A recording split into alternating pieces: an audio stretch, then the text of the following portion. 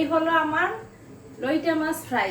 কি সুন্দর হয়েছে দেখেন, একদম ক্রিস্পি ক্রিস্পি না, খুবই সুন্দর। এটা লইটা ফ্রাই। এটা কিভাবে করছি দেখতে হলে অবশ্যই আমার ভিডিওটা দেখতে হবে। এক্সপিরিয়েন্সের প্রয়োজন হয়। এই যে অনেকদিন পরে একটা কিছু করতে আসলে না ভুইলা যে এই যে এটা যে আমি মাখছি পানি ঝরায় নিছি, তারপরে দেখেন পানি উঠে গেছে। আমি কর্নফ্লাওয়ার মশলা পানি উঠে গেছে, এটা ভালোভাবে কুডিং হয় না। এখন এই যে আপনাদের কাছে শেয়ার করি, আপনারা আমার মতো এরকম ভুল করবেন না। এরকম চাইপা ভালো করে পানিটা ফালাই দিয়ে নেবেন। কারণ আমি যেহেতু অনেক দিন পরে একটা কাজ করতে নিলেন এরকম, আমি আরও 1 বছর 2 বছর আগে খাইছি এই ফ্রাই।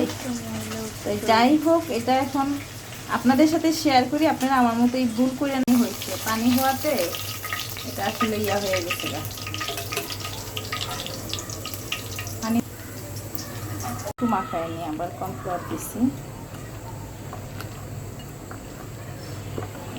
এখানে এরকম শুকনো মশলা দিবে না, দিলাম তো চিনি দিতে হলো।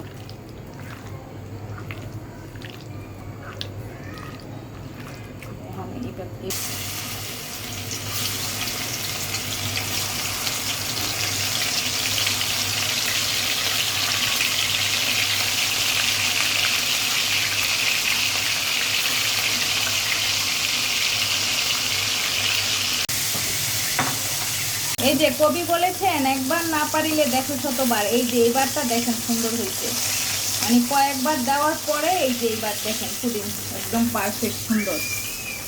এটা একদম চিকেন ফ্রাইয়ের মতো হয়েছে। এবার এগুলো পারফেক্ট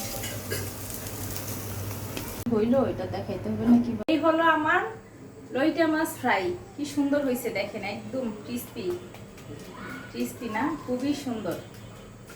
এটা লইটা ফ্রাই। তাড়াতাড়ি এটা গরম গরম ভাতের সাথে এখন আমার ময়না খাবে না। আমার ময়না নাও না, এটা মিষ্টি হইলো আমার মেয়েদের সমস্যা। এটা মিষ্টি বেশি হয়ে গেছে, আবার একটু টক হইলো সমস্যা। যে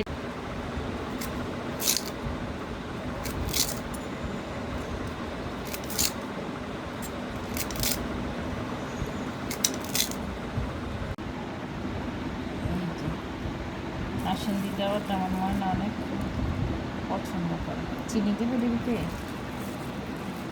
চিনি দিয়ে দিলে এখানেও কাশ্মীরি দিয়ে দিয়ে মেশাব না। এটা খাবারের টেস্ট বাড়ে, থেকে বাইরে না খা শক্ত হয়ে গেছে। বর্ষাকালে না লবণ চা। কে কে খাবেন বলেন। একদম বড় আনারস মাখা,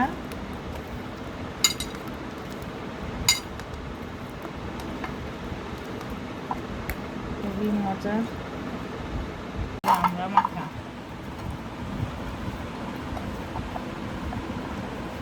দেখা আপনাদের লোল করবো না।